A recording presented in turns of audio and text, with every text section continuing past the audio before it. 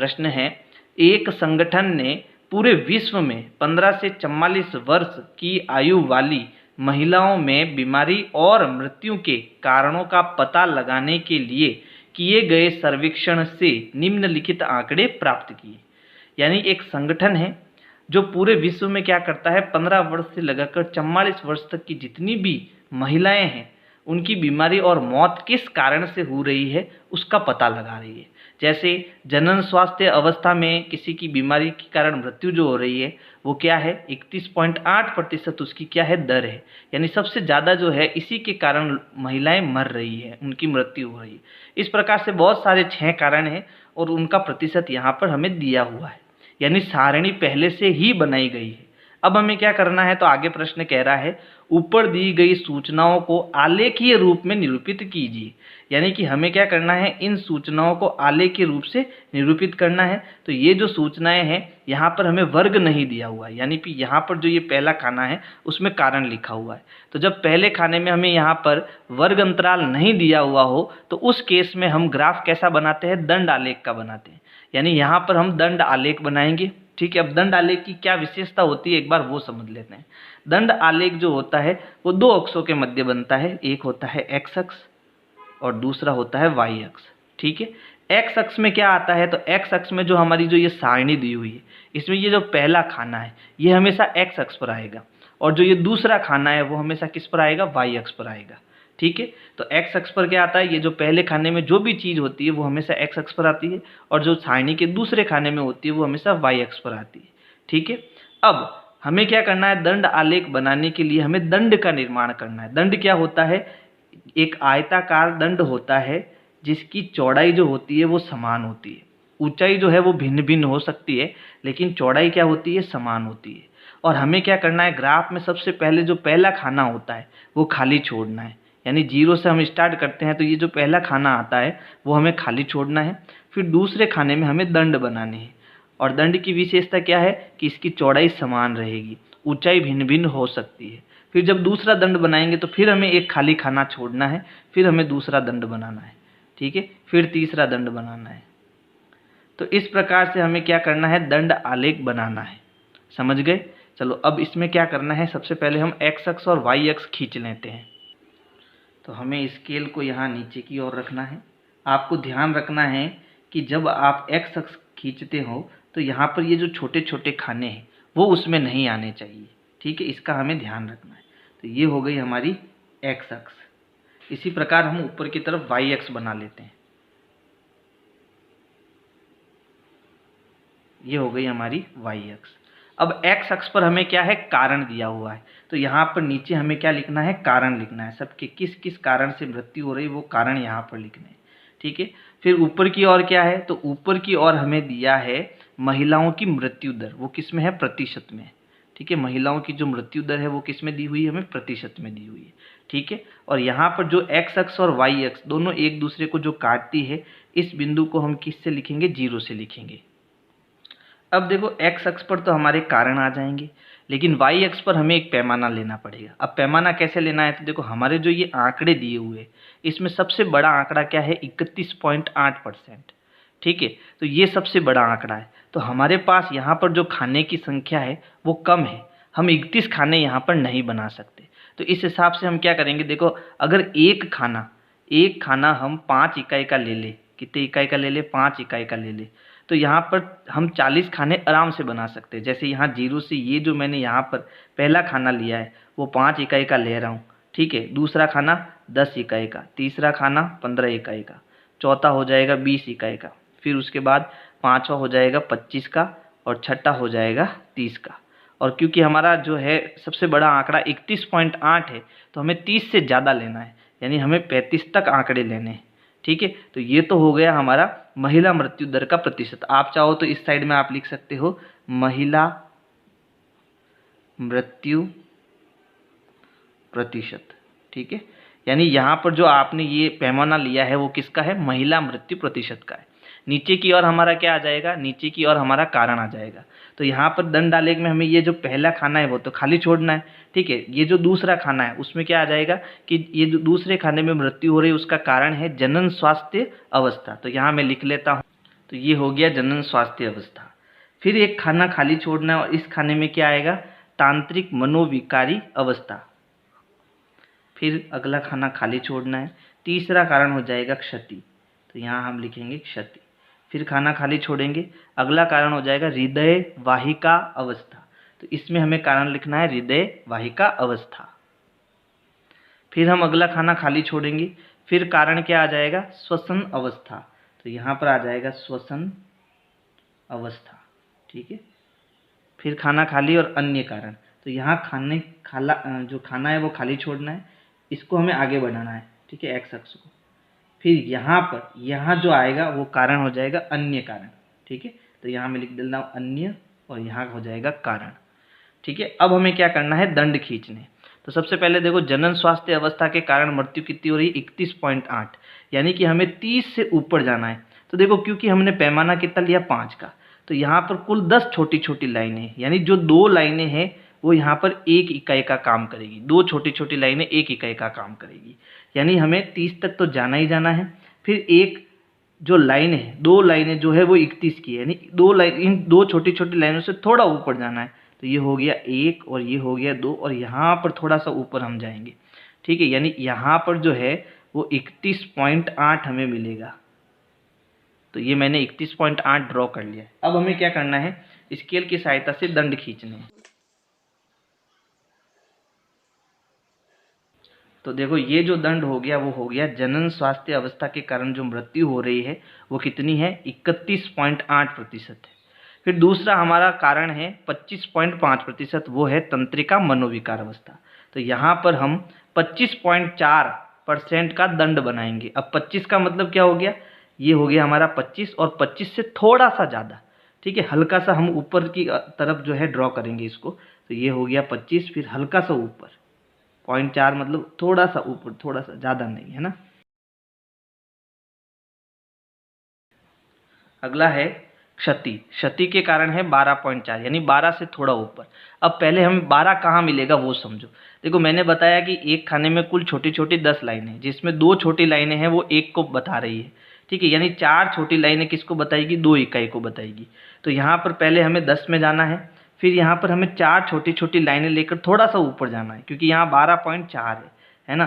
तो यहाँ पर ये जो क्षति के कारण जो हो रही है मृत्यु, यहाँ पे हमें छोटी छोटी लाइनें कितनी लेनी है, 4। तो ये हो गया 1 2 3 और 4, उससे थोड़ा ऊपर। ठीक है, ये हो गया हमारा क्षति के कारण मृत्यु दर। अगला हमारा है हृदय वाहिका अवस्था के कारण 4.3%। अब 4.3% का मतलब क्या हो गया, 5 से थोड़ा नीचे, है ना। यानी 5 से जब हम 2 खाने नीचे जाएंगे तो हमें 4 मिलेगा। ये देखो, ये 5 है, इस 5 से 2 खाने हम नीचे जाएंगे तो हमें कितना मिलेगा, 4। अब 4 से हमें थोड़ा क्या करना है, 4 से थोड़ा ऊपर लेना है, यानी हल्का सा ऊपर की ओर लेना है। ये लो, ठीक है। अब हम क्या करेंगे, दंड खींचेंगे। जो कॉपी जांचने वाला होगा, है ना, जब मान लो एग्जाम में अगर इस प्रकार के आपके सवाल आ जाते हैं, आप कहोगे सर हमें कैसे पता चलेगा कि हमें 31.8% कहाँ मिलेगा। तो इसकी आपको चिंता नहीं करनी है। जो जांचने वाला है कॉपी, वो केवल इतना देखेगा कि ये जो 31.8 है वो 30 के थोड़ा सा ऊपर होना चाहिए। और देखो, हमने 30 के थोड़ा सा ऊपर खींचा है इसको, बस वो यही चेक करेगा और वहीं आपको नंबर मिल जाएंगे। ठीक है, तो इतना सा बस आपको ध्यान रखना है। फिर अगला जो कारण है वो श्वसन अवस्था। और श्वसन अवस्था के कारण देखो 4.3 था। ठीक है, तो 4.3 ये हमने सही बनाया है, ये गलत नहीं है, 4.3 ही है ये। ठीक है, थोड़ा सा ऊपर कर लिया हमने। फिर है 4 से थोड़ा ऊपर, ये भी 4 से थोड़ा ऊपर है ना, यानी इसको भी इसके समान बनाए तो कोई विशेष अंतर नहीं आएगा। तो ये होगा हमारा 4.1। तो यहाँ पर देखो, ये तो 5 का खाना हो गया, इससे 2 कदम नीचे और थोड़ा ऊपर, यानी यहाँ पर जो है हमारा दंड बनेगा। हेलो, अब अन्य कारण। तो अन्य कारण कितना है, 22%, यानी कि हमें 20 से 4 कदम ऊपर जाने हैं। तो ये देखो, ये हो गया 20 और 20 से हमें कितना जाना है, देखो 20 में हम छोटी छोटी लाइनें लेंगे तो 21 हो जाएगा, 2 लाइनें, फिर ये 2 लाइनें और लेंगे तो ये 22 हो जाएगा, और 22 परफेक्ट है यहाँ पर, है ना। तो ये यहाँ पर आएगा। चलो,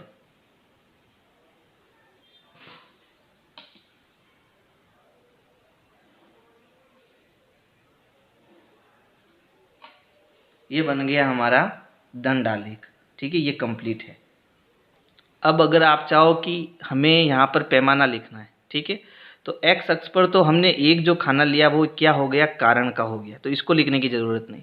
लेकिन वाई अक्ष पर हमने बाकायदा एक पैमाना लिया है ना, तो यहाँ हम वाई अक्ष का पैमाना लिख देते हैं कि वाई अक्ष पर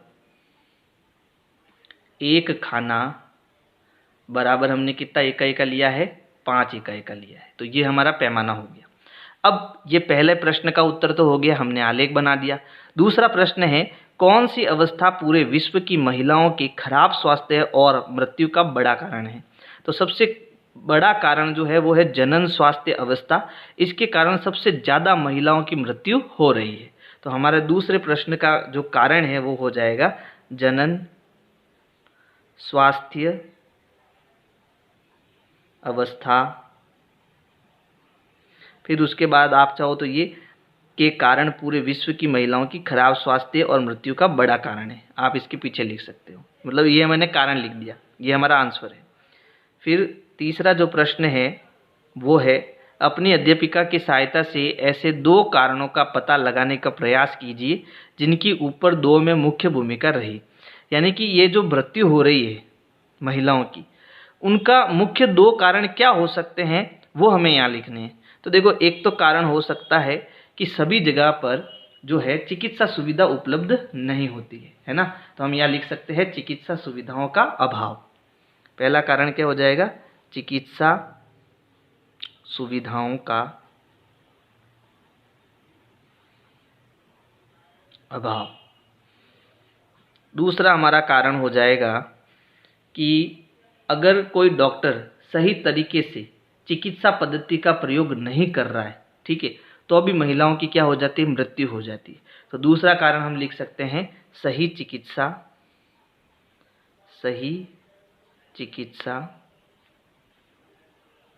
पद्धति की कम जानकारी।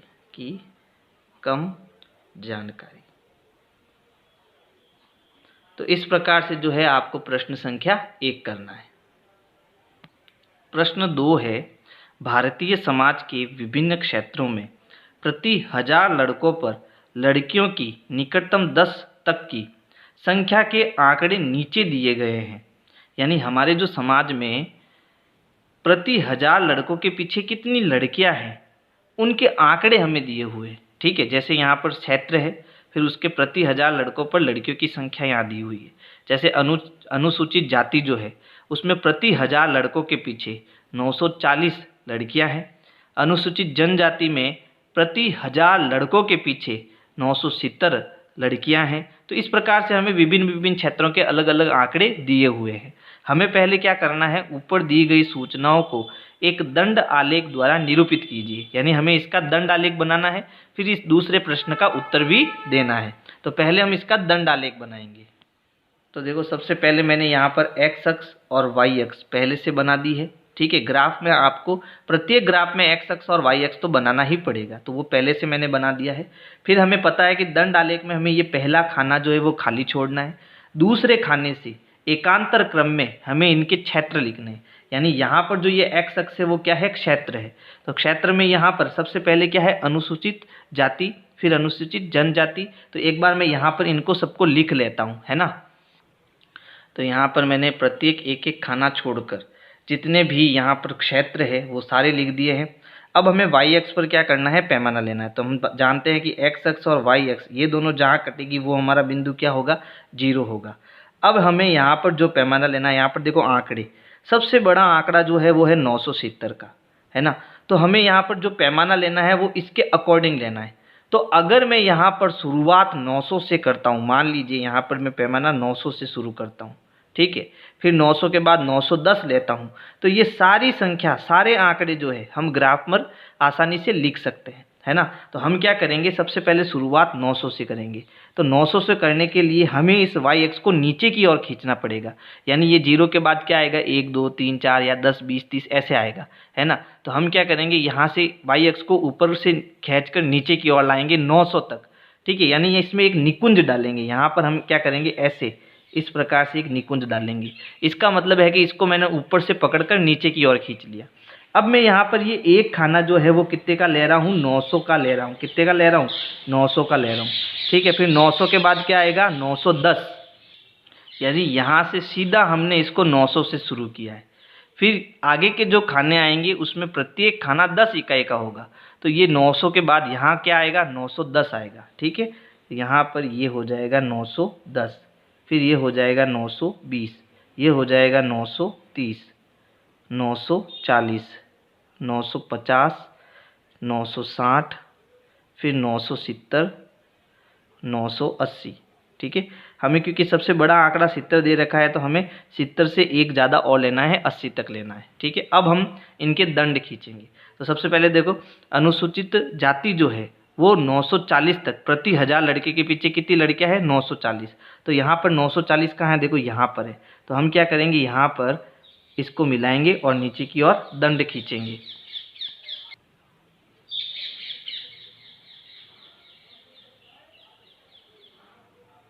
ठीक है, इसी प्रकार देखो अनुसूचित जनजाति, उसके कितने हैं, 970 सबसे ज़्यादा। तो यहाँ पर 970 लड़कियां हैं। कहाँ है 970, 970 हमें यहाँ मिलेगा।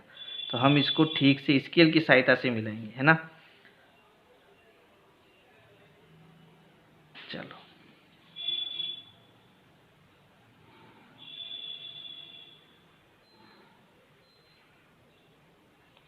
अब है उसके बाद गैर अनुसूचित जाति जनजाति, इसकी संख्या है 920। तो 920 हमें कहाँ मिलेगा, ये रहा 920। ठीक है,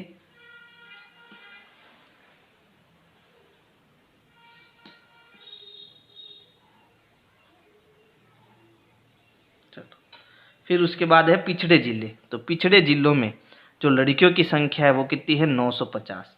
तो देखो 950 कहाँ है, 950 यहाँ पर है।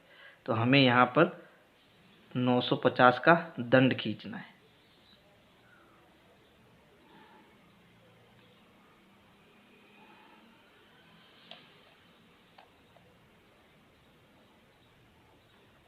चलो, फिर उसके बाद है गैर पिछड़े जिले। तो गैर पिछड़े जिलों में संख्या 920।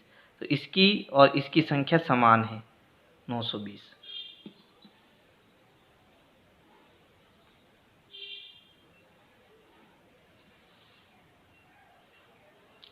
फिर है ग्रामीण। तो ग्रामीण क्षेत्रों में 930, प्रति 1000 लड़कियों के पीछे 930 संख्या है। तो ये 930 यहाँ आ जाएगा।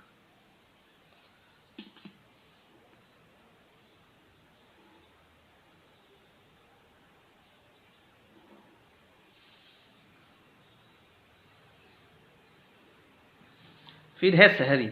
तो शहरी क्षेत्रों में प्रति 1000 लड़के के पीछे लड़कियां 910 है, और 910 हमारा कहाँ है, यहाँ पर है। ठीक है, ये 910 हो गया।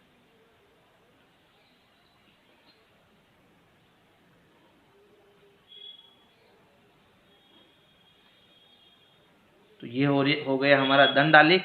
अब यहाँ पर प्रश्न दूसरा कह रहा है, कक्षा में चर्चा करके बताइए कि आप इस आलेख से कौन कौन से निष्कर्ष निकाल सकते हैं। तो अगर मैं यहाँ दंड आलेख देखता हूँ तो यहाँ पर सबसे बड़ी बिल्डिंग जो है वो किसकी है, अनुसूचित जनजाति की है।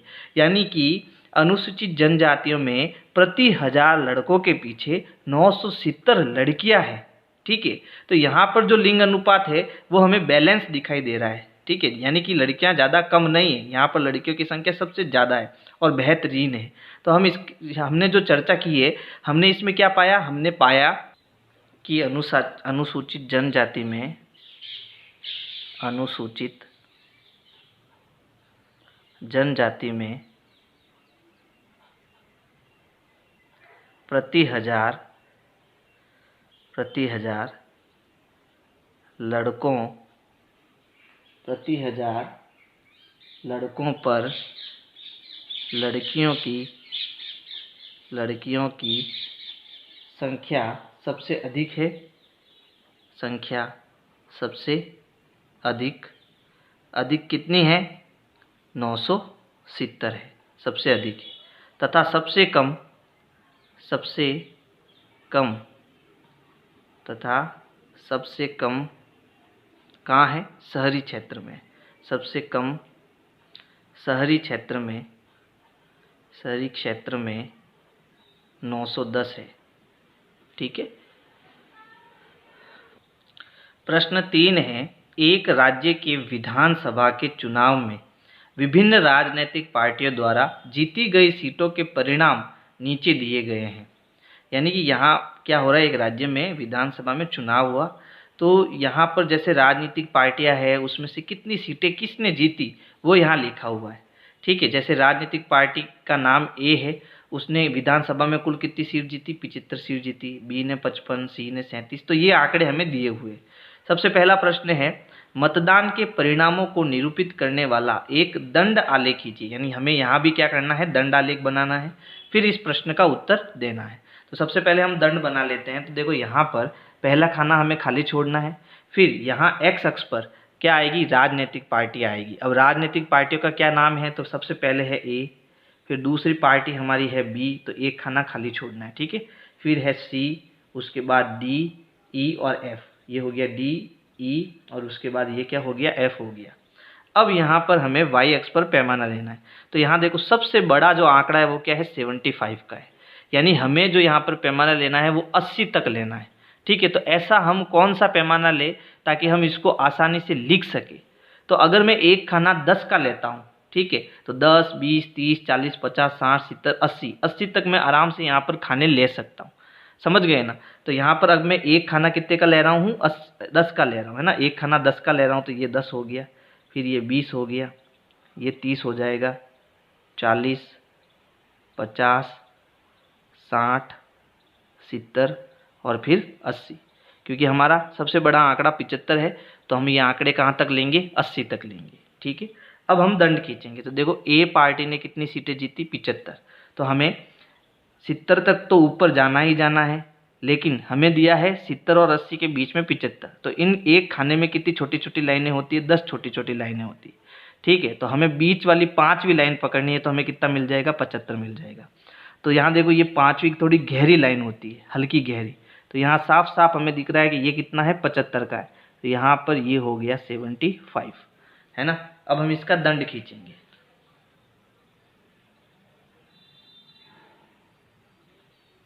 आपको ये जो है पेंसिल से बनाना है ग्राफ, क्योंकि यहाँ पर इसकी जो नोक है वो थोड़ी मोटी है। मोटी इसलिए है ताकि आपको अच्छे से दिखाई दे।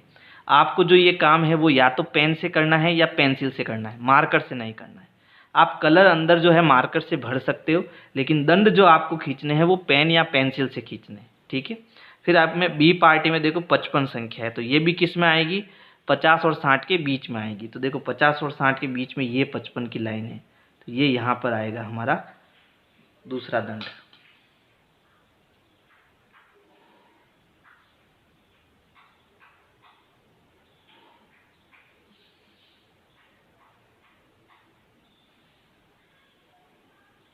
फिर उसके बाद में है सी की है 37, यानी कि 40 से 3 कदम नीचे, है ना।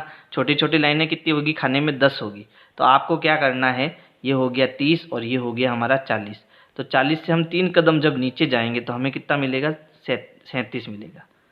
ठीक है, तो हम क्या करेंगे,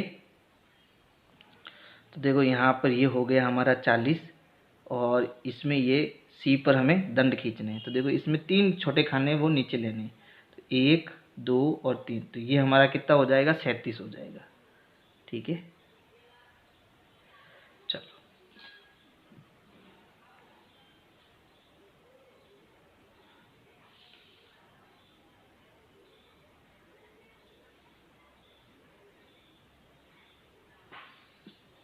फिर है डी।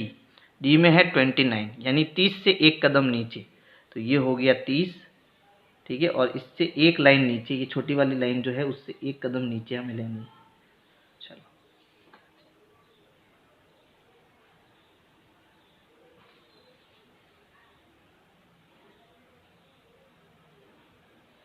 फिर है ई।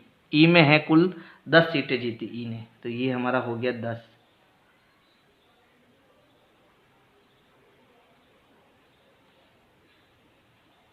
फिर उसके बाद एफ। एफ ने भी 37 सीटें जीती। तो यहाँ पर देखो 37 सीटें हमने पहले से बना रखी इस साइड में। तो हमें एफ में 40 के नीचे ये जो 3 छोटी छोटी लाइनें हैं उसके नीचे लेनी, 1, 2 और ये 3। ये हो गया 37।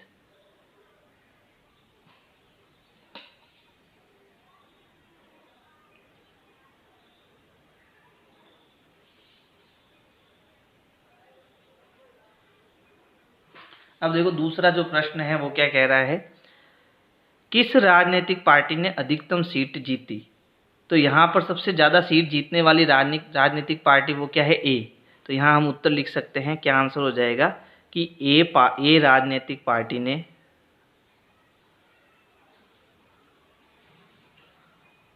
अधिकतम सीटें जीती।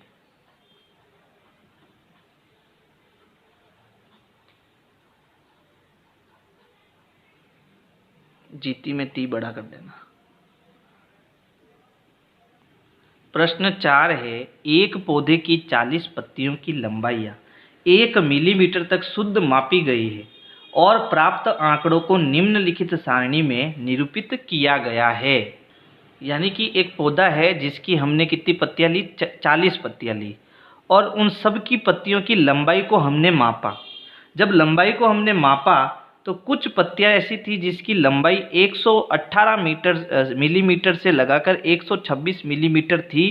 उनमें कुल पत्तियां कितनी थी, 3 थी।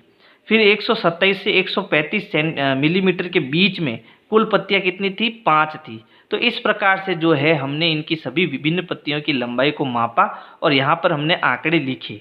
अब हमें क्या करना है, दिए हुए आंकड़ों को निरूपित करने वाला एक आयत चित्र खींचिए। तो अब हमें आयत चित्र खींचना है, और आयत चित्र और दंड आलेख में क्या अंतर होता है पहले वो समझ लो।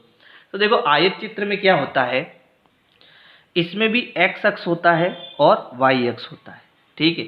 इसके साथ हमें ये जो पहला खाना है वो खाली छोड़ना है, लेकिन इसके बाद जितने भी खाने आते हैं उसमें कंटिन्यू हमें वर्ग लिखने हैं। यानी कि यहाँ पर सतत वर्ग आएंगे। कैसे वर्ग आएंगे, सतत वर्ग। सतत वर्ग का मतलब ये जो पहला खाना है इसमें हमें वर्ग दिया हुआ है, लेकिन ये सतत वर्ग नहीं है। सतत वर्ग का मतलब जैसे 10 से 20, फिर वापस 20 से 30, 30 से 40, है ना। यानी वर्ग की जो ऊपरी सीमा है वो दूसरी जो आपके पास वर्ग है उसमें ऊपरी सीमा और निचली सीमा सेम आएगी। जबकि यहाँ पर देखो इसकी जो ऊपरी सीमा है वो दूसरे वर्ग की निम्न सीमा के बराबर नहीं है। तो सबसे पहले हमें सारणी में क्या करना पड़ेगा, इसे हमें सतत वर्ग बनाना पड़ेगा।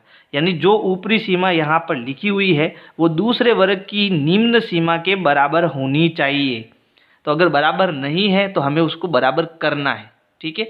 और जब हमारे ये वर्ग हमें दिए हुए हैं तो उन वर्ग को हमें यहाँ पर एक्स अक्ष पर लिखना है। जैसे यहाँ पर 10, 20, 30, 40 ये कंटिन्यू संख्या आएगी, ठीक है। फिर जो भी हमें आंकड़ा दिया हुआ है एक्स अक्ष का, जैसे यहाँ 3 है, यहाँ 5 है, यहाँ 9 है, तो उन्हें हमें वाई अक्ष पर लिखना है, ठीक है। फिर हमें सतत इसके आयत आलेख खींचने हैं, यानी कि यहाँ पर कोई भी खाना हमें खाली नहीं छोड़ना है। तो इस प्रकार के जो ग्राफ हम बनाएंगे उसे हम आयत चित्र कहेंगे। अब जैसे इस प्रश्न को आप ठीक से समझना, आपको पूरा समझ में आ जाएगा कि आयत चित्र को हमें कैसे ड्रॉ करना है, ठीक है। तो देखो आयत चित्र बनाने के लिए सबसे पहले हमें जो ये वर्ग दिया हुआ है इसे हमें सतत वर्ग बनाना है, ठीक है। तो यहाँ पर कैसे इसको सतत वर्ग बनाना है वो समझो। सबसे पहले यहाँ देखो, जो हमें यहाँ पहले वर्ग के अंदर ऊपरी सीमा दी हुई है, ये हमारी निम्न सीमा है, ये ऊपरी सीमा है। तो पहले वर्ग की हमें ऊपरी सीमा लेनी है, ठीक है। ये ऊपरी सीमा हो गई, ठीक है, ऊपरी सीमा। फिर दूसरे वर्ग की हमें ये हमारी ऊपरी सीमा है, ये दूसरे वर्ग की हमारी निम्न सीमा हो गई। तो दूसरे वर्ग की हमें क्या लेनी है, निम्न सीमा लेनी है। क्या लेनी है, निम्न सीमा। अब इन दोनों का हमें क्या करना है, अंतर करना है। अंतर मतलब इनको घटाना है। तो इनमें बड़ा कौन है, 127। तो हम क्या करेंगे, 127 में से 126 को घटाएंगे, ठीक है। और फिर क्या करेंगे, 2 का भाग देंगे। तो 127 में से 126 गया, पीछे बचा 1, फिर हमने क्या करा, 2 का भाग दिया। तो ये हो गया 1/2। 1/2 का मतलब क्या हो गया, 0.5, ठीक है। तो ये जो 0.5 आया है, हमें क्या करना है, इस निम्न सीमा में से तो 0.5 को घटाना है और ऊपरी सीमा में हमें 0.5 को जोड़ना है। जब हमें ऐसा करेंगे तो ये जो हमें वर्ग मिलेगा वो सतत वर्ग मिलेगा। जब सतत वर्ग मिल जाएगा उसके बाद हम इसमें आयत चित्र को आराम से बना पाएंगे। तो सबसे पहले मैं इसकी वापस एक सारणी बना लेता हूँ, ठीक है। उसमें हमें क्या करना है, ऊपरी सीमा में, निम्न सीमा में से 0.5 घटाना है और ऊपरी सीमा में हमें 0.5 जोड़ना है। तो देखो यहाँ मैंने दूसरी सारणी बना ली है। यहाँ पर मैंने लिख दिया लंबाई mm में और यहाँ हो गई पत्तियों की संख्या। हमें क्या करना है, जो यहाँ निम्न सीमा है प्रत्येक में से 0.5 घटाना है। तो जब मैं 118 में से 0.5 घटाऊंगा तो मुझे मिलेगा 117.5, ठीक है। और इसमें 0.5 जोड़ना है, तो इसमें 0.5 जोड़ेंगे तो क्या हो जाएगा 126.5, तो ये होगा 126.5, ठीक है। फिर 127 में से हमें 0.5 घटाना है, तो जैसे ही 0.5 घटाएंगे तो हमें मिलेगा 126.5, और इसमें हमें जोड़ना है तो ये हो जाएगा 135.5। फिर इसमें से वापस घटाना है 0.5, तो ये मिलेगा 135.5, और इसमें जोड़ना है तो ये हो जाएगा 144.5। फिर इसमें से हम घटाएंगे 0.5 को तो ये हो जाएगा 144.5, और ये हो जाएगा 153.5, ये हो जाएगा 153.5, और ये हो जाएगा 162.5। इसमें से घटाएंगे 0.5 तो ये हो जाएगा 162.5, और ये हो जाएगा 171.5, ठीक है। फिर इसमें से 0.5 घटाएंगे तो ये हो जाएगा 171.5, और ये हो जाएगा 180.5। तो ये हमारी जो अब वर्ग बना है वो सतत वर्ग बना है। तो यहाँ अब इनकी संख्या भी लिख देते हैं। तो इस वर्ग में कितनी संख्या है पत्तियों की 3, फिर इसमें है 5, फिर अगले में है 9, फिर है 12, फिर है 5, फिर अगले वर्ग में कितनी है 4 है, इसमें 4 है, और सबसे अंतिम वर्ग में कितनी है 2। अब देखो ये जो हमारा खाना है वो एक्स अक्ष का है, यानी ये जो वर्ग है हमें एक्स अक्ष पर लिखना है और इसको हमें वाई अक्ष पर लिखना है। तो सबसे पहले देखो यह स्टार्ट कहाँ से हो रहा है, ये 117.5 से स्टार्ट हो रहा है, और जबकि हमने यहाँ क्या लिया 0, यानी कि इस जो एक्स अक्ष है इसको हमें इधर की ओर खींचना पड़ेगा और कहाँ तक लाना है 117.5 तक लाना है। यानी इसमें हम एक निकुंज डालेंगे। निकुंज मतलब इस प्रकार से आपको एक निकुंज डालना है, ठीक है। इसका मतलब है इसको हमने खींच दिया एक्स अक्ष को, और यहाँ पर जो ये खाना हमें मिला है वो कितने का है 117.5 का है। तो मैं यहाँ पर 117.5 लिख देता हूँ। फिर उसके बाद क्या आएगा 126.5, ये जो है हमारा क्या हो जाएगा 126.5 हो जाएगा।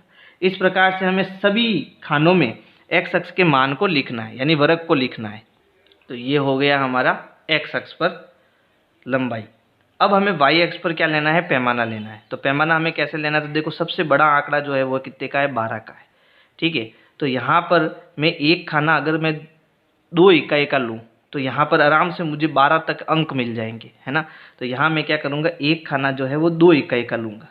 तो दूसरा खाना कितना हो जाएगा 4 का, 6 का, फिर उसके बाद 8 का, फिर 10 का, फिर 12 का, और सबसे बड़ा आंकड़ा 12 है तो एक हम और ले लेते हैं, एक खाना और ले लेते हैं, वो कितना हो जाएगा 14 हो जाएगा। अब इसमें हमें आयत चित्र बनाना। आयत चित्र कंटिन्यू होता है, उसमें कोई भी खाना खाली नहीं होता है। तो यहाँ पर देखो 117 से लगाकर 126 के बीच में कुल पत्तियों की संख्या कितनी है 3। अब हमें 3 कहाँ मिलेगा, तो 3 हमें 2 और 4 के बीचों बीच में यहाँ मिलेगा। जो 5वीं लाइन होगी वो 3 की होगी, ठीक है। तो ये 117 और 126 के बीच में 3 कहाँ है, यहाँ पर है। तो हम इसका क्या बना लेंगे, आयत बना लेंगे। तो चलो बनाते हैं।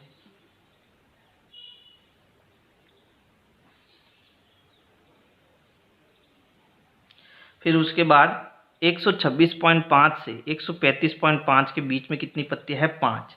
तो 5 हमारा कहाँ मिलेगा 6 और 4 के बीच में, यानी यहाँ पर ये बीचों बीच में ये 5 हो गया 126 से 135.5 के बीच में।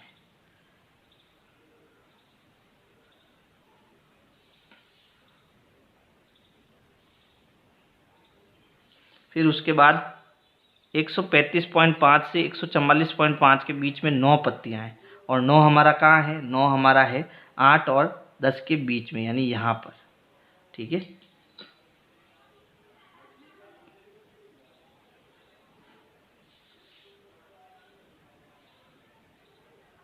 फिर है 12 पत्तियां, यानी ये इसके आगे वाले वर्ग में आएगी।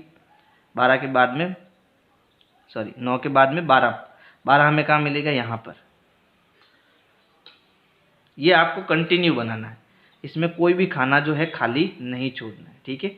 इसी को हम क्या बोलते हैं, आयत चित्र बोलते हैं। फिर है 135.5 से 162.5 के बीच में कितनी पत्तियां है, 5 पत्तियां है, ठीक है। तो हम 5 पत्तियाँ कहाँ मिलेगी, 5 पत्तियाँ हमें 6 और 4 के बीच में मिलेगी, यानी यहाँ पर मिलेगी। ठीक है, यहाँ पर।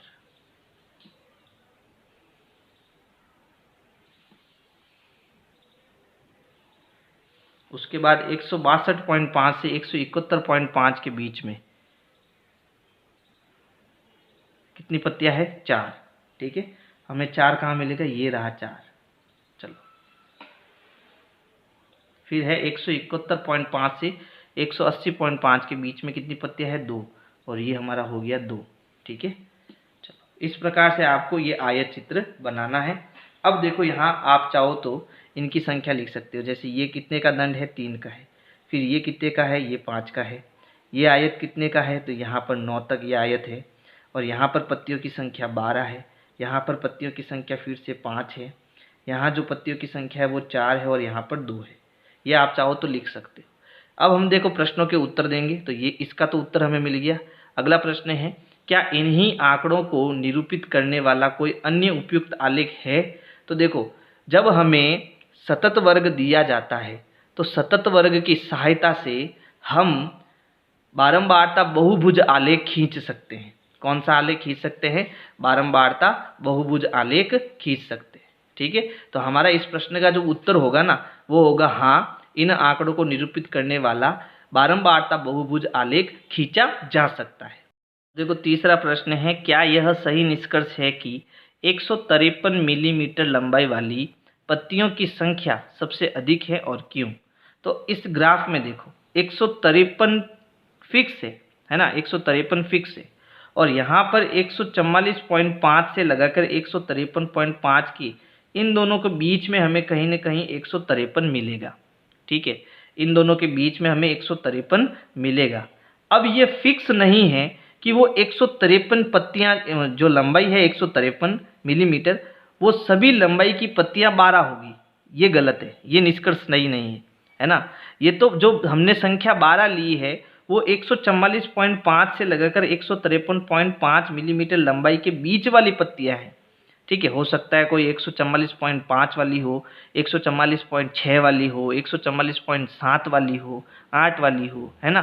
तो ये अलग अलग पत्तियाँ हो सकती है, लेकिन ये सारी पत्तियाँ जो है 153 मिलीमीटर की हो, ऐसा संभव नहीं है। तो ये जो हमारा निष्कर्ष है वो गलत है, ये सही नहीं है। ठीक है, अब हम अगला प्रश्न करते हैं। प्रश्न 5 है, नीचे की सारणी में 400 नियॉन लैंपों की जीवन काल दिए गए हैं। यानी यहाँ पर जो सारणी है, यहाँ लिखा हुआ है जीवन काल घंटों में, और यहाँ है लैंपों की संख्या। जैसे यहाँ पर मैं बात करूँ, 300 से 400 घंटों तक कितने लैंप है, 14 लैंप है। 400 से 500 घंटों तक कुल 56 लैंप है। तो ये इनका जीवन काल दिया हुआ है। ठीक है, और ये आंकड़े हमें दिए हुए हैं। आगे प्रश्न कह रहा है, एक आयत चित्र की सहायता से दी हुई सूचनाओं को निरूपित कीजिए। यानी इनका हमें आयत चित्र बनाना है, फिर इस प्रश्न का हमें उत्तर देना है। ठीक है, तो यहाँ पर देखो, जो निम्न सीमा है वो ऊपरी सीमा है। ठीक है, और नीचे वाले वर्ग में भी ऊपरी सीमा यानी इस निम्न सीमा के क्या है, बराबर है। कुल मिला के यहाँ पर जो ये तिरछी संख्याएं लिखी हुई है ये बराबर है। तो यहाँ पर सतत वर्ग हमें मिल रहा है। तो जब सतत वर्ग पहले से हमें दिया हुआ है तो अलग से हमें सारणी बनाने की ज़रूरत नहीं है। ठीक है, इसी सारणी से हम आयत चित्र बना लेंगे। तो यहाँ पर सबसे पहले ये जो पहला खाना दिया हुआ वो एक्स अक्ष पर आएगा, और ये जो खाना है वो वाई अक्ष पर आएगा। तो पहले देखो यहाँ पर क्या है, यहाँ पर वर्ग है, और वर्ग कहाँ से शुरू हो रहा है, 300 से। जबकि यहाँ पर x हमारी 0 से है, तो हम क्या करेंगे, यहाँ एक निकुंज डालेंगे। ये निकुंज हो गया। अब यहाँ पर जो ये खाना है वो कहाँ से स्टार्ट होगा, 300 का। ये 300 का, ये 400 का, ये 500 का, 600 का, ये चलता रहेगा कंटिन्यू। तो यहाँ पर सबसे पहले यहाँ कितना आएगा, 300 आएगा। तो मैं यहाँ 300 लिख देता हूँ। फिर ये कितना है, 400। तो इस प्रकार से मैं ये सारी संख्याएं एक बार लिख लेता हूँ। ठीक है, अब हम वाई एक्स पर पैमाना लेंगे। तो वाई एक्स पर देखो सबसे बड़ा आंकड़ा कौन सा है, तो यहाँ पर सबसे बड़ा आंकड़ा जो है वो है 86 का, है ना, 86 का। यानी कि यहाँ पर ज़्यादा आंकड़े हमें नहीं दिए। अगर हमें एक खाना 10 का लेता हूँ तो इसमें ये सारी चीज़ें आ जाएंगी। ठीक है, तो यहाँ पर पैमाना जो है मैं 10 ले लेता हूँ, यानी एक खाना 10 का। तो ये हो गया 20 का, 30, 40, 50, 60, 70, 80 और ये 90। क्योंकि बड़ा आंकड़ा अपने 86 का है तो हम 90 तक खाने लेंगे। ठीक है। अब ये हमारे पैमाना हो गया। अब हमें क्या बनाने हैं, आयत बनाने। तो सबसे पहले देखो 300 से 400 घंटे में कुल कितने लैंप है, 14। तो हमें 14 कहाँ मिलेगा भाई, 10 के ऊपर जो छोटी छोटी 4 लाइनें हैं वो 14 बनेगी, है ना, क्योंकि हमने पैमाना 10 का लिया, एक खाना 10 का है, तो यहाँ पर छोटी छोटी लाइनें एक एक अंक को बताएगी, है ना। तो ये 10 हो गया, फिर ये 11, 12, 13 और ये 14, यानी यहाँ पर हमें 14 मिलेगा, ये हो गया 14, ठीक है। तो हम यहाँ क्या करेंगे, इसका आयत बनाएंगे।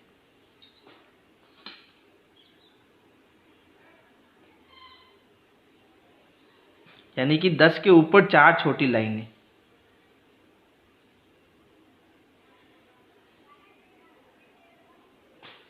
अब देखो 400 से 500 के बीच में 56 लैंप है, यानी 50 से 6 ऊपर। तो यहाँ देखो ये 50 हो गया, ये 55 हो गया, 60 और 50 के बीच में ये 55 हो गया, 55 से एक कदम ऊपर, ठीक है। तो हमें कहाँ जाना है, इसमें जाना है। ये 55 हो गया और ये 56 हो गया, 50 से ऊपर।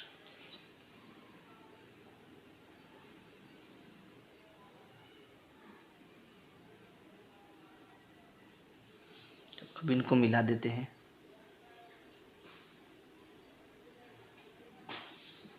फिर उसके बाद 500 से 600 घंटे में कुल कितने लैंप है, 60। तो 60 हमारा ये रहा।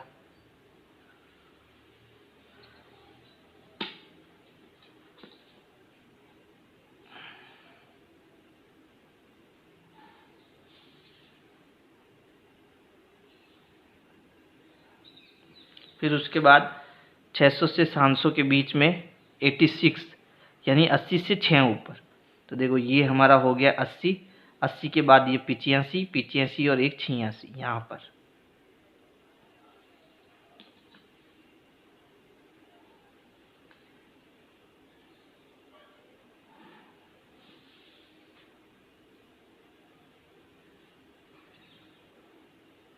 फिर उसके बाद में 700 से 800 के बीच में 74, यानी 70 से 4 ज़्यादा। तो ये देखो ये तो हो गया हमारा 70, और ये 1, 2, 3 और 4, यानी यहाँ पर।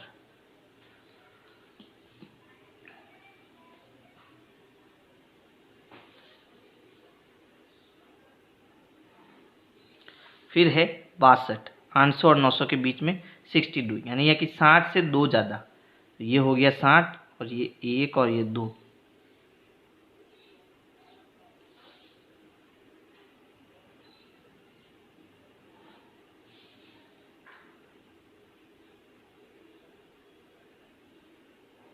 फिर है 900 से 1000 के बीच में 48, यानी कि 50 से 2 नीचे, ठीक है। तो ये हमारा हो गया 50, और इससे 2 लाइनें नीचे, 1, 2, यानी कि यहाँ पर।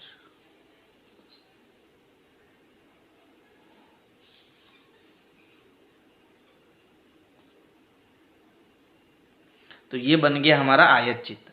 अब यहाँ पर प्रश्न नीचे कह रहा है, कितने लैंपों के जीवन काल 700 घंटे से अधिक है। तो 700 घंटे से अधिक कौन सा वर्ग है भाई, ये 700 से 800 के बीच में, है ना, यानी कि 700 से ज़्यादा। यहाँ पर ये तीनों वर्ग, ये तीनों वर्ग 700 घंटे से ज़्यादा है। तो यहाँ पर ये तीनों लैंपों की संख्या हम जोड़ लेंगे। तो देखो 74, 62 और 48, इन सबको जब हम जोड़ेंगे तो यहाँ लैंपों की संख्या आ जाएगी जिनका जीवन काल 700 घंटे से अधिक है। तो चलो यहाँ जोड़ देता हूँ मैं, 74 प्लस 62 प्लस कितना है 48। तो देखो 8 और 2 10 और 4 14, हासिल का 1, 5 और 6 11, 11 और 7 18, यानी 184 लैंप ऐसे हैं। यहाँ पर क्या आ जाएगा, 184 लैंप के जीवन काल 700 घंटे से अधिक है, ठीक है। प्रश्न 6 है, नीचे की 2 सारणियों में प्राप्त किए गए अंकों के अनुसार 2 सेक्शनों के विद्यार्थियों का बंटन दिया गया है। यानी सेक्शन ए और सेक्शन बी, ये हमें 2 सेक्शन दिए हैं। सेक्शन ए में जो विद्यार्थियों के अंक आए हैं कि भाई वो किन के बीच में अंक मिले हैं, वो हमें वर्ग दिया हुआ है, और कितने बच्चे हैं उनकी संख्या हमें बारंबारता दी हुई है। जैसे सेक्शन ए में 0 से 10 के बीच में कुल 3 विद्यार्थी हैं जिनके नंबर 0 से 10 के बीच में आए हैं। 10 से 20 के बीच में जो नंबर मिले हैं वो कुल 9 बच्चों को मिले हैं। तो इस प्रकार से ये आंकड़े हमें सेक्शन ए और सेक्शन बी के दिए हुए, ठीक है। आगे प्रश्न कह रहा है दो बारंबारता बहुभुजों की सहायता से एक ही आलेख पर दोनों सेक्शनों के विद्यार्थियों के प्राप्तांक निरूपित कीजिए। यानी अब हमें बारंबारता बहुभुज बनाना है और इन दोनों सेक्शनों, सेक्शन ए और सेक्शन बी, दोनों को एक ही ग्राफ में बनाना है। आगे प्रश्न क्या कह रहा है, देखो, दोनों बहुभुजों का अध्ययन करके दोनों सेक्शनों के निष्पादनों की तुलना कीजिए। यानी पहले जब हम ग्राफ बनाएंगे तो अगले प्रश्न का हम उत्तर भी आसानी से दे पाएंगे। तो देखो, बहुभुज, बारंबारता बहुभुज बनाने के लिए जो आपको वर्ग दिया हुआ है उसका पहले वर्ग चिन्ह निकाल दो। यानी कि हमें क्या करना है, सेक्शन ए में भी वर्ग चिन्ह निकालना है और सेक्शन बी में भी इनका वर्ग चिन्ह निकालना है। तो मैं इसी में निकाल लेता हूँ, ठीक है। यहाँ पर इनके क्या निकालने हैं, पहले वर्ग चिन्ह निकालने।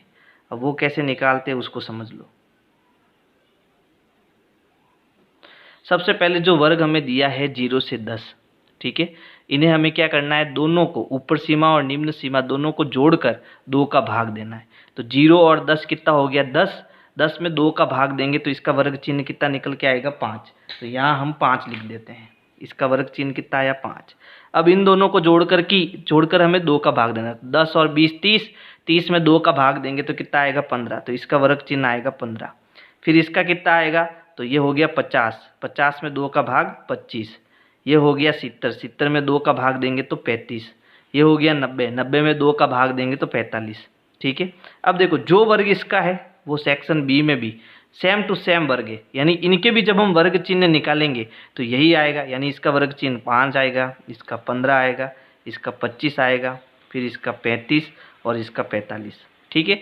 यानी बारंबारता बहुभुज बनाने के लिए पहले आपको क्या करना है, वर्ग चिन्ह निकालने, ठीक है। अब हमें वर्ग चिन्ह से क्या पता चल रहा है, तो देखो, इन वर्ग चिन्हों को हमें एक्स अक्ष पर निरूपित करना है। वर्ग चिन्ह कहाँ से शुरू हो रहा है, 5 से, खत्म कहाँ हो रहा है, 45 पर। तो आपको क्या करना है, 5 से कंटिन्यू जैसा हमें वर्ग दिया हुआ है वैसे हमें नंबर लिखने हैं। यानी 5 के बाद 10, 10 के बाद 15, ठीक है, 2 का गैप आ रहा है। 5 के बाद 10, 10 के बाद 15। यानी कि ये जो वर्ग चिन्ह निकालने का उद्देश्य है वो हमें निकालने का उद्देश्य है कि भाई 10 से पहले हमें कौन सा जो नंबर है वो लेना है, ठीक है, ये इसका उद्देश्य है। तो 10 से पहले हमें 5 लेना है। तो यहाँ पर जो ये खाना है वो हमारा कितने का हो जाएगा, 5 का। अगला खाना कितने का हो जाएगा, 10 का। फिर हो जाएगा 15, 20, 25, फिर 30, 35, उसके बाद में 40, 45, फिर 50 और फिर क्या हो जाएगा, 55 हो जाएगा। यानी 45 के बाद आप 50 तक हमें तो लेना ही लेना है। फिर इसके बाद ये देखो, 0 के बाद क्या आया, 5। तो यहाँ 0 से पहले क्या आएगा, ये प्लस का 5 और इस साइड में आ जाएगा माइनस का 5। ये भी आपको लेना है, ठीक है। तो देखो, बारंबारता बहुभुज बनाने के लिए सबसे पहले हमें वर्ग चिन्ह निकालना है। वर्ग चिन्ह में क्या करना है, शुरुआत की जो संख्या है वो कहाँ से स्टार्ट हो रही है वो हमें पहले खाने से कंटिन्यू लिखते जाना है, ठीक है। देखो, यहाँ 5 आया, यहाँ 15 आया, यहाँ 25 आया, यहाँ 35 आया और यहाँ 45 आया। तो इन्हीं वर्ग चिन्हों पर आपके जो भी बिंदु मिलेंगे वो इन्हीं बिंदुओं पर मिलेगा। किस पर, वर्ग चिन्ह पर मिलेंगे, ठीक है। अब इसके बाद देखो, ऊपर की ओर हमें वाई एक्स का पैमाना लेना है और वाई एक्स का पैमाना हमें बारंबारता से लेना है। तो यहाँ देखो, सबसे बड़ा आंकड़ा क्या है, 17, ठीक है। तो अगर एक खाना अपन 2 अंक का ले या 2 इकाई का ले तो हमारा काम बन जाएगा। तो यहाँ मैं क्या करूँगा, वाई एक्स का जो एक खाना है वो 2 इकाई का लूँगा। तो ये हमें मिल गया 2 का, ये हो जाएगा 4, 6, 8, 10, 12, 14, 16, फिर उसके बाद 18 और ये हो जाएगा 20, ठीक है। क्योंकि सबसे बड़ा आंकड़ा 17 है तो हमें कम से कम 18 तक तो लेने ही लेने हैं। अच्छा, अब देखो यहाँ पर हमें क्या करना है, पहले मैं ले रहा हूँ सेक्शन ए, इसकी बारंबारता बहुभुज का आलेख बनाऊंगा, ठीक है। तो इसमें हमें वर्ग चिन्ह और बारंबारता देखनी है। तो यहाँ वर्ग चिन्ह है 5, इसकी बारंबारता है कितनी है, 3। तो पहले एक्स अक्ष पर चलेंगे 5 और वाई अक्ष पर हमें 3 चलना है। 3 हमें कहाँ मिलेगा, 2 और 4 के बीच में, यानी 3 हमें यहाँ बीचों बीच में यहाँ मिलेगा। यहाँ क्या करना है, जहाँ 3 है वहाँ डॉट बना के ऐसा एक सर्कल कर देना है। यहाँ केवल मैं डॉट बनाऊंगा क्योंकि मेरा सर्कल जो है वो बहुत ये मोटा पेन है तो ये मोटा सर्कल हो रहा है, ठीक है। तो मैं केवल डॉट लगा देता हूँ, आप डॉट लगा के ऐसे सर्कल बनाओगे। चलो, उसके बाद देखो 15 पे कितना है, 9। तो यहाँ पर 15 पर कुल कितने विद्यार्थी हैं 9, तो ऊपर की तरफ हमें 9 पर जाना है। और 9 कहाँ मिलेगा, 9 हमें मिलेगा 8 और 10 के बीच में, यानी यहाँ पर। ये हमारा क्या हो जाएगा, 9 हो जाएगा। फिर 25 पर 17, तो देखो एक्स अक्ष पर 25 और ऊपर हमें 17 तक जाना है। 17 मिलेगा हमें 16 और 18 के बीच में, ये हो गया 17। ठीक है, ये हो गया 17। फिर उसके बाद में है 35 पे 12, तो यहाँ देखो एक्स अक्ष पर ये 35 है और 35 पर 12 हमें कहाँ मिलेगा, ये यहाँ मिलेगा, देखो ये रहा 12। फिर उसके बाद है 45 पे 9, तो एक्स अक्ष पर 45 यहाँ है और ऊपर हमें 9 पर जाना है। 9 कहाँ मिलेगा, 9 हमें मिलेगा 10 और 8 के बीच में, यानी यहाँ पर, ये हो गया 9। एक बार इन पे मैं सर्कल कर देता हूँ, ठीक है, ताकि ये देखो, ये सर्कल का करने का मतलब है कि इस सर्कल के अंदर हमारा वो बिंदु है। ठीक है, अब हमें क्या करना है, स्केल से इन सभी को मिलाना है। तो यहाँ देखो, यहाँ जो मैंने 0 के इस तरफ -5 लिया है, तो यहाँ पर जो बिंदु मिली है इसको इस नीचे वाले -5 वाले बिंदु से भी मिलाना है। इसका भी हमें ध्यान रखना है।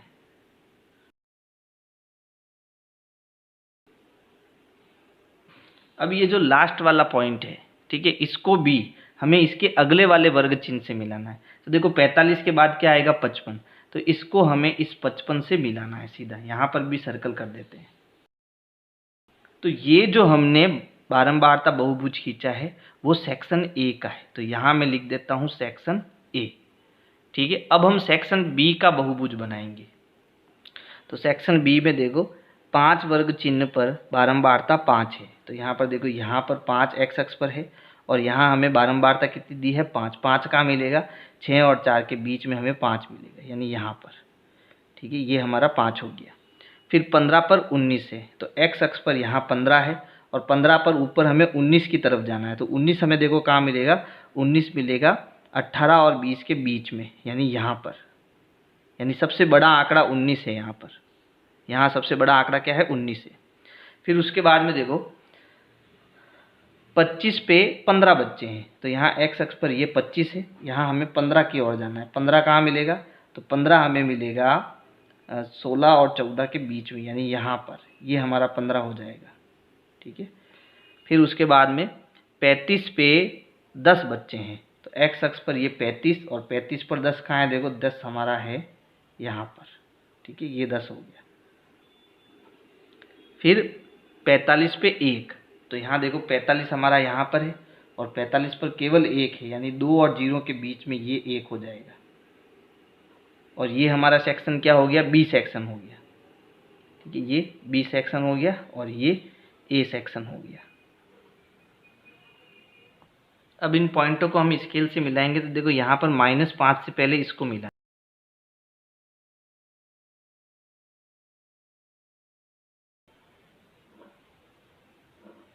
ठीक, तो ये हमारे सेक्शन ए और सेक्शन बी दोनों के क्या बन गए, वर्ग चिन्ह बन गए।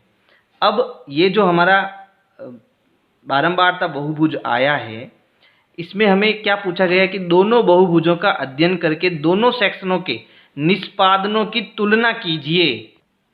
निष्पादन का मतलब क्या पता चल रहा है हमको, तो यहाँ पर देखो, ये जो हमारा ए सेक्शन का बारंबारता का बहुभुज का जो ग्राफ है, ठीक है, वो बी की तुलना में देखो ऊपर की ओर है, यानी इस साइड में है। यानी कि जो प्राप्तांक है वो ज़्यादा है इनसे। यहाँ प्राप्तांक देखो नीचे की ओर हमारे क्या है, नंबर है, प्राप्तांक है। तो यहाँ प्राप्तांक दिए हुए हैं, तो ए के देखो प्राप्तांक बी से क्या है, ज़्यादा जा रहे हैं, ज़्यादा इस तरफ की ओर ज़्यादा है। ठीक है, तो हमने क्या यहाँ पर निष्पादन निकाला कि हम लिख सकते हैं कि हमें ये पता चल रहा है कि सेक्शन ए के विद्यार्थियों के जो प्राप्तांक है वो सेक्शन बी के विद्यार्थियों से अधिक है। हम यहाँ लिखेंगे कि यहाँ सेक्शन ए के विद्यार्थियों के प्राप्तांक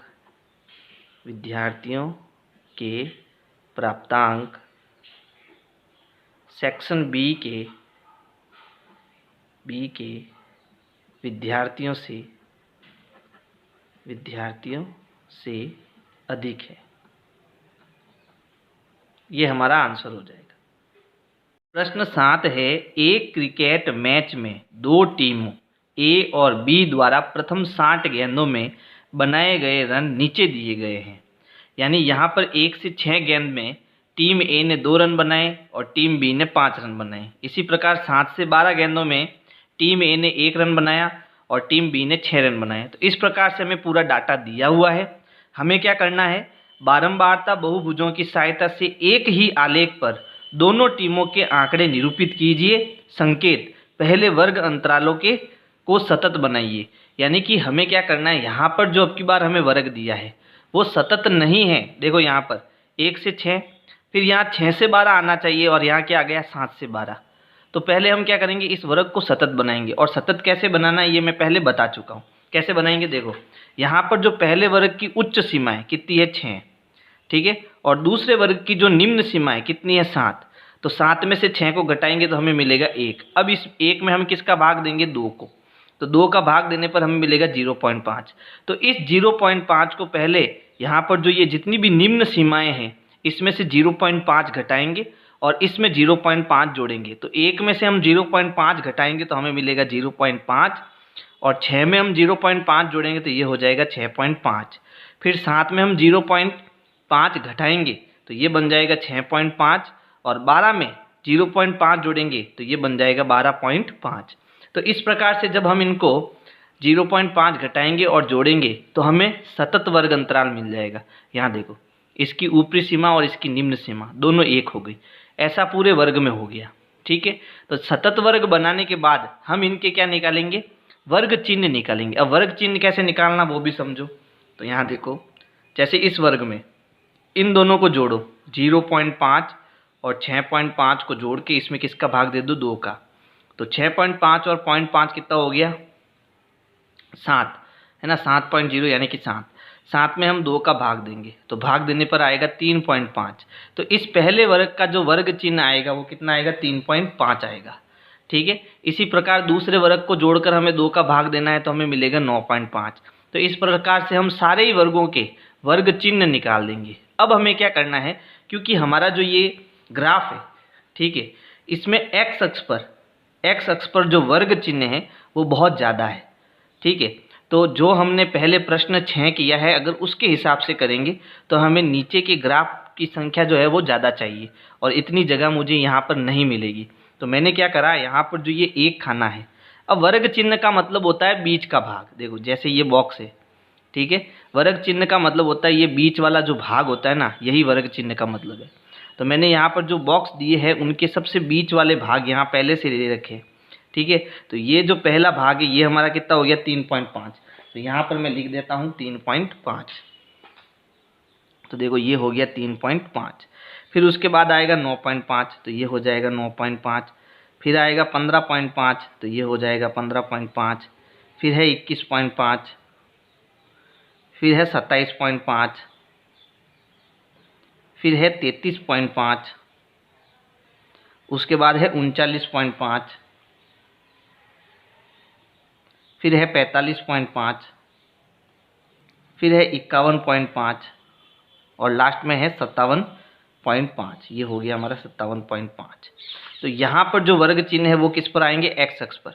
अब वाई अक्ष पर हमें पैमाना लेना है। तो इसमें देखो सबसे बड़ा आंकड़ा हमारे पास कितना है, 10 है, ठीक है। तो अगर मैं एक खाना 2 अंकों का लूँ या 2 इकाई का लूँ तो मेरा काम बन जाएगा, है ना। तो यहाँ पर मैं एक खाना कितनी इकाई का लूँगा, 2 इकाई का।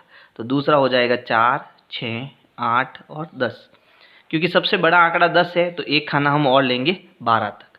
अब पहले हम टीम ए का बारंबारता बहुभुज बनाएंगे, उसके बाद टीम बी की बारंबारता बहुभुज बनाएंगे। तो टीम ए के लिए देखो जब वर्ग चिन्ह 3.5 है तो रन कितने बने, 2 रन। तो यहाँ देखो 3.5 में वर्ग रन बने हमारे 2। तो हमें यहाँ 2 पर क्या लगानी है, बिंदी लगानी है। फिर 9.5 पे 1, तो ये 9.5 और 1 2 और 0 के बीच में आएगा यानी कि यहाँ पर। फिर 15.5 पर 8, तो ये 15.5 इस पर हमें मिलेगा 8। तो 8 कहाँ है, यहाँ पर, ठीक है, बीचों बीच आपको लेना है। फिर उसके बाद है 21.5 पर 9, तो 21.5 पर 9 आपको ऊपर की ओर जाना है और ये हमें मिलेगा 8 और 9 के बीच में। फिर है 27.5 पे 4, 27.5 पे 4, यहाँ पर है 4। फिर है 33.5 पे 5, तो 33.5 पे 5 कहाँ मिलेगा? 4 और 6 के बीच में, यानी यहाँ पर। फिर है 39.5 पे 6, तो 39.5 पे 6 देखो 6 कहाँ है? यहाँ पर, तो ये बिंदी लग जाएगी इसकी। फिर है 10, तो आगे हमें 10 पर जाना है।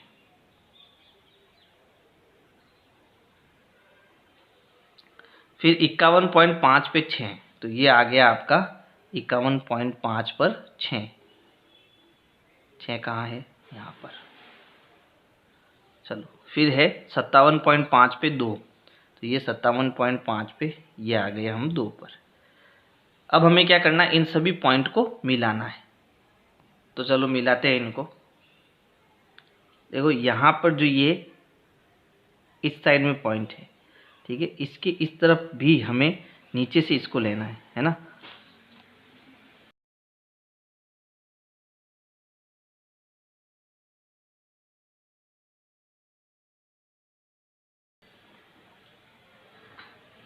तो ये जो ग्राफ है हमारा हो गया टीम ए का, टीम ए का। अब हम टीम बी का ग्राफ बनाएंगे। तो देखो 3.5 पर कितना है? 5, ये 3.5 पर 5, 5 कहाँ मिलेगा? 4 और 6 के बीच में, ठीक है, ये हो गया 5। फिर उसके बाद 9.5 पर 6, तो 9.5 पर 6 कहाँ है? यहाँ पर। 15.5 पर 2, तो ये आ गया 2। फिर है 21.5 पर 10, तो 21.5 पर 10 यहाँ ऊपर की ओर। फिर है 27.5 पर 5, तो 27.5 पर 5 है 4 और 6 के बीच में यहाँ पर। फिर है 33.5 पर 6, तो 33.5 पर हमें 6 पर जाना है और 6 हमारा यहाँ पर है। फिर है 39.5 पर 3, तो 39.5 पर 3 हमें 4 और 2 के बीच में मिलेगा यहाँ पर। फिर उसके बाद है 45.5 पे 4, तो 45.5 पे 4 हमारा यहाँ पर है। फिर 51.5 पर 8, तो 51.5 पर 8 हमारा ये यहाँ है। और 57.5 पर 10, तो 57.5 पर 10 हमारा कहाँ मिलेगा? यहाँ पर। अब इनको हम ब्लैक पेन से मिलाएंगे। तो जो सबसे पहला पॉइंट है उसको इस पॉइंट से मिलाएंगे, नीचे वाले पॉइंट से, ठीक है।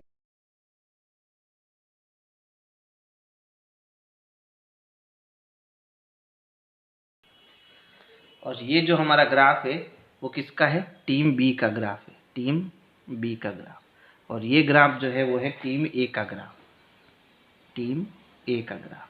अब बस हमें इतना ही काम करना था, इनके हमें बारंबारता बहुभुज बनाने थे, ठीक है। इस प्रकार से आपको ये प्रश्न 7 करना है।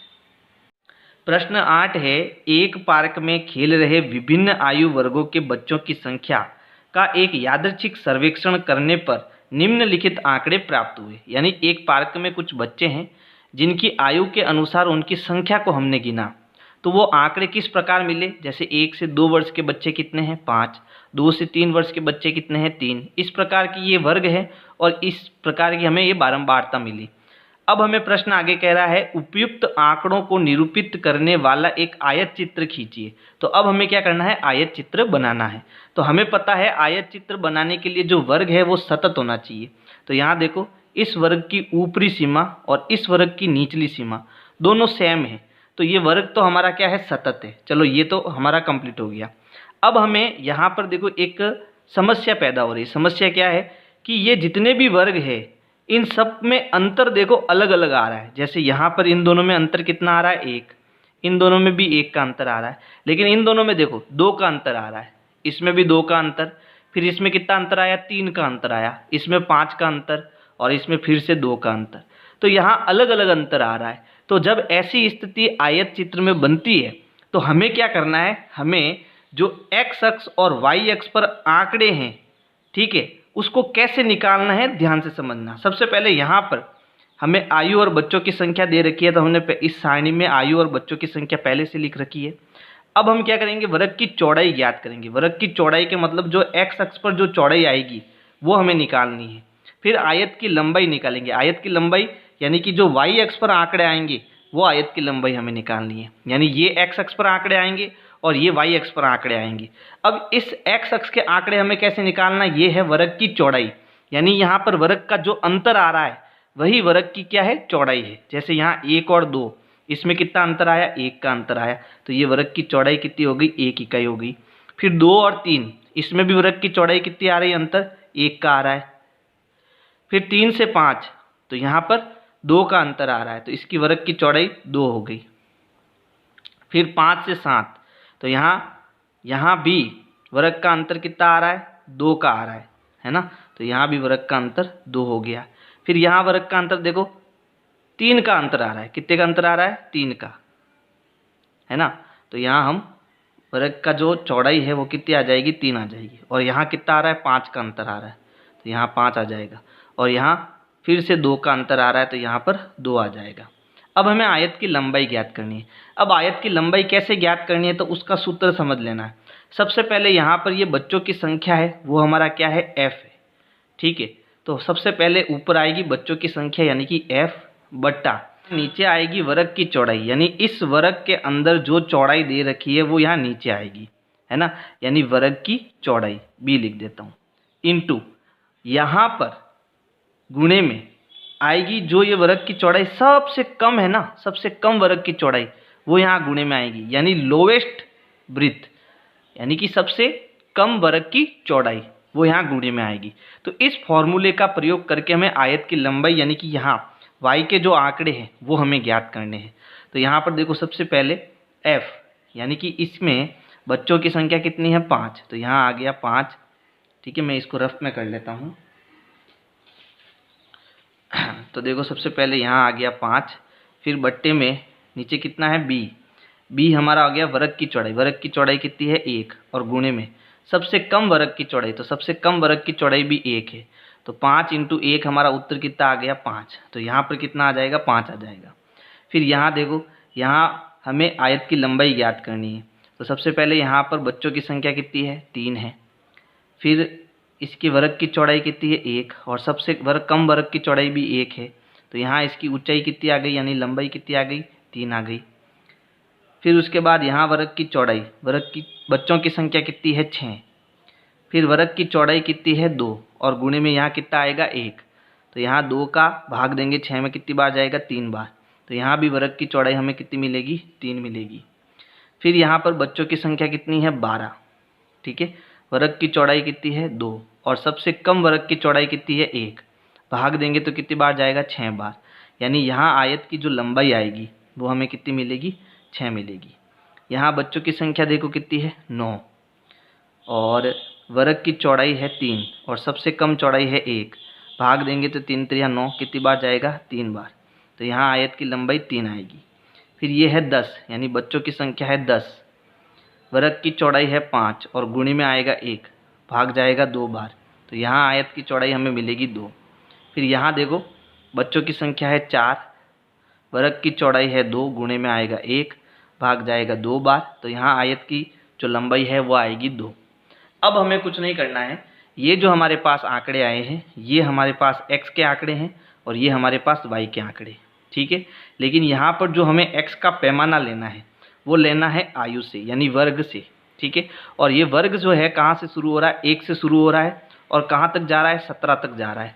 तो हम यहाँ पर कंटिन्यू 1 से 17 तक जो है अंक लिख देंगे। तो यहाँ पर देखो शुरुआत कहाँ से हो रही, 1 2 3 4 5 6 7 8 9, फिर 10 11 12 13 14, ये 15 हो जाएगा, ये 16, और लास्ट वाला खाना हमारा हो जाएगा 17 का, ठीक है।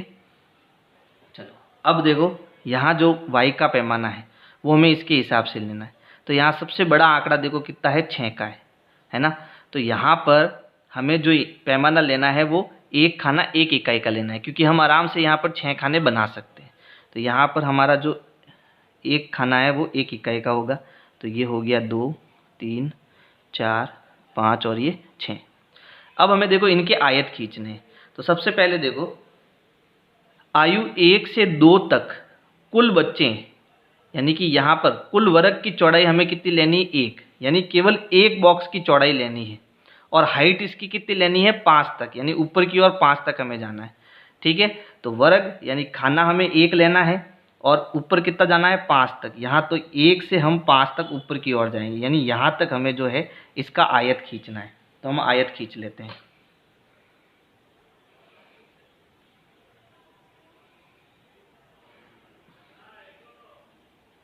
फिर उसके बाद देखो 2 से 3 वर्ष के बच्चे जो हैं उसमें भी चौड़ाई कितनी है, 1 की है। ठीक है, 2 से 3 और चौड़ाई है 1 और ऊपर हमें कितना जाना है, 3 तक जाना है। यानी 2 से 3 में हमें 1 खाना लेना है और ऊपर कहाँ तक जाना है, 3 तक जाना है। तो ये हमारा यहाँ तक आ जाएगा। ठीक है, इसको हम मिला देते हैं। फिर 3 से 5 जो बच्चे हैं उसमें हमें कुल 2 का गैप लेना है, यानी 2 खाने लेने हैं, 2 वर्ग लेने हैं और हाइट 3 तक होगी। तो यहाँ पर ये 3 से 5 है ना, 3 से 5 ये 2 बॉक्स हो गए, यानी 2 वर्ग हो गए। और ऊपर हमें कहाँ तक जाना है, 3 तक, यानी ये यहाँ तक इतना चौड़ा आयत बनेगा।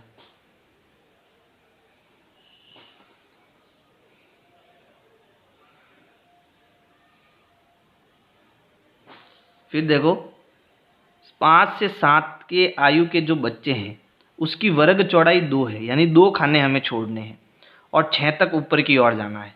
तो ये है 5 से 7, 5 से 7 2 खाने ऑटोमेटिक छूट जाएंगे और हमें 6 तक ऊपर जाना है। ये 6 हमारा कहाँ मिलेगा, तो 6 हमारा मिलेगा सबसे ऊपर की ओर यहाँ पर। ठीक है, यानी यहाँ हमें बिल्डिंग बनानी है इसकी।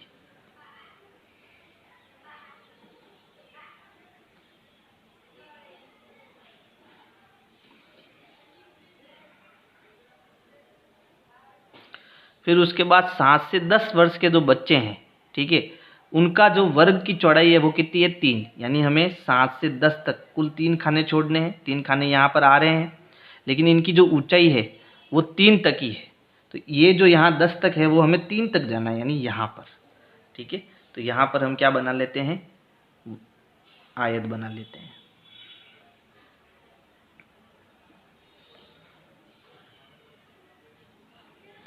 फिर उसके बाद 10 से 15 तक कुल वर्ग चौड़ाई जो है वो 5 है।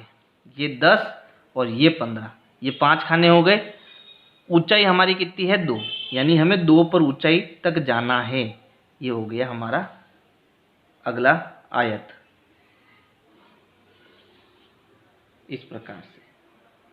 फिर 15 से 17 आयु के जो बच्चे हैं उनमें हमें 2 वर्ग चौड़ाई छोड़नी है और ऊंचाई हमें 2 तक लेनी है। तो ये 15 से 17 हो गया और ऊंचाई हमारी कितनी हो जाएगी, 2 तक हो जाएगी।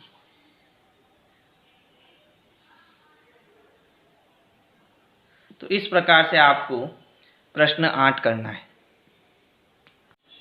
प्रश्न 9 है, एक स्थानीय टेलीफोन निर्देशिका से 100 कुल नाम यादृच्छियां लिए गए और उनसे अंग्रेजी वर्णमाला के अक्षरों की संख्या का निम्न बारंबारता बंटन प्राप्त किया गया।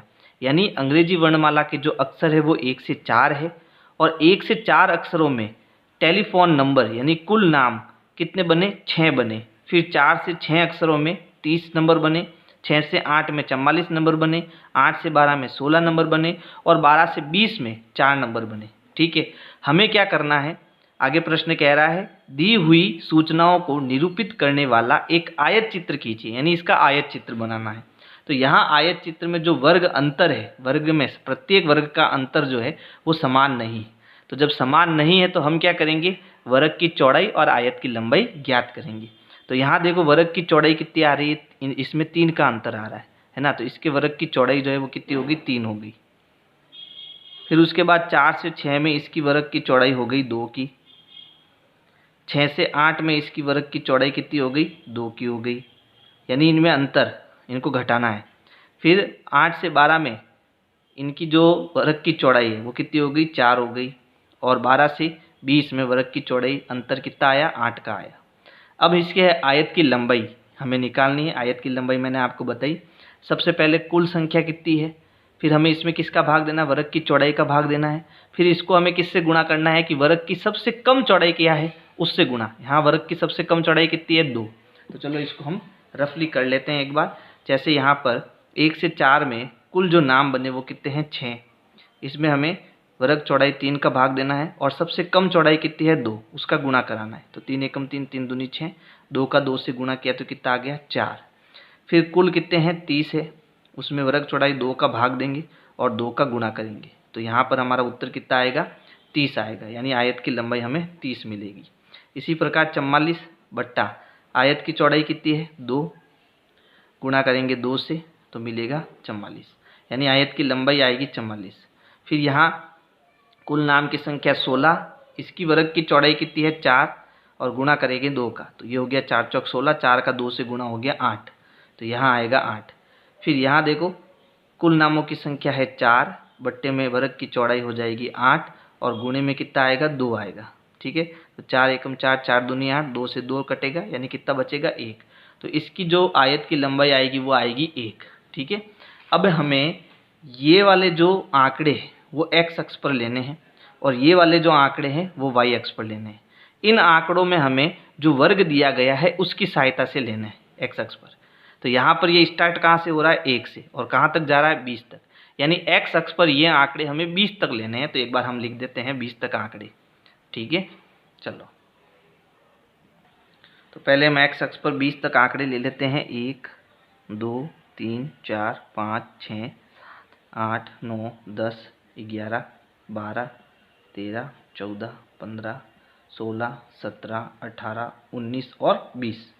अब देखो, अब हमें क्या करना है, y अक्ष पर पैमाना लेना है। तो y अक्ष पर हमें लेना है आयत की लंबाई से, क्योंकि ये इसकी ऊंचाई है। ठीक है, तो ये ऊंचाई में सबसे बड़ा आंकड़ा क्या है 44।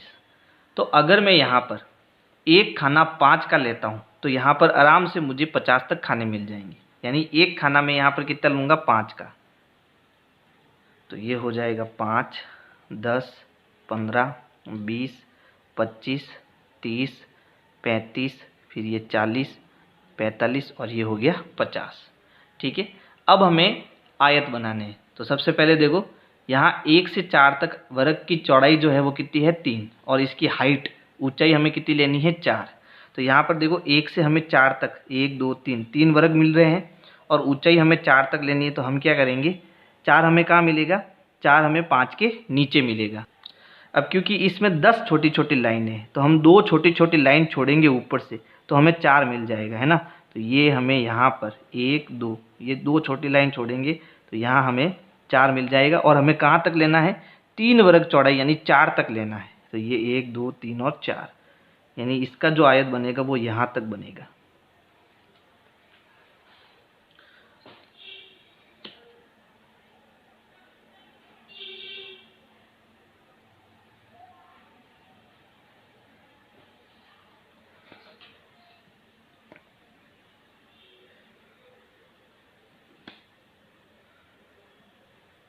फिर देखो 4 से 6 अक्सर जो है उसमें वर्ग चौड़ाई 2 की है और हाइट हमारी 30 तक है।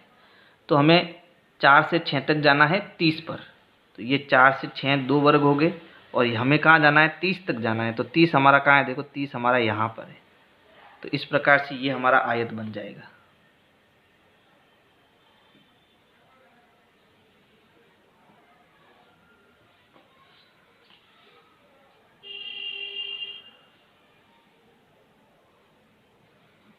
फिर उसके बाद 6 से 8, इसमें भी वर्ग चौड़ाई 2 है लेकिन हाइट हमारी 44 तक है।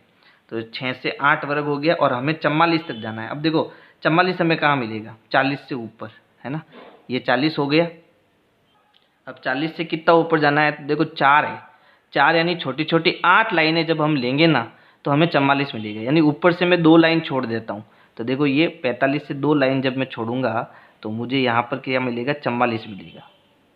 ठीक है, ये हमारा 44 हो गया। अब हमें कहाँ तक लेना है, हमें 6 से 8 तक लेना है, इसका भी ध्यान रखना है। ठीक है,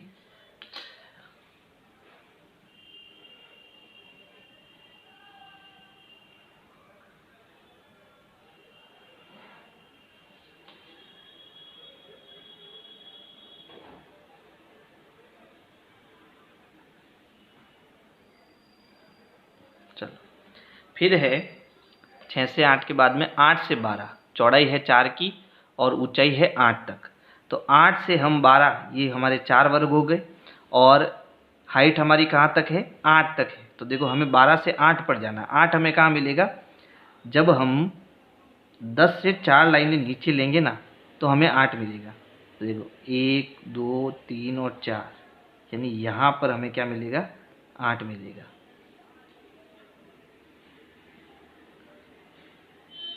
चलो इनको मिला देते हैं।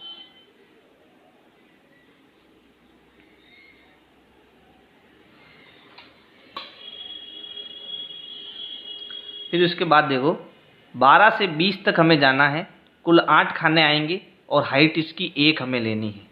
ठीक है, तो 1 का मतलब क्या हो गया, 1 का मतलब 2 छोटी छोटी लाइनें। तो यहाँ पर देखो हमें 20 तक जाना है और 2 छोटी लाइनें लेनी है नीचे से। तो यहाँ देखो ये पहली लाइन और ये दूसरी लाइन, ये छोटी लाइन हो जाएगी, ये पहली और ये दूसरी लाइन।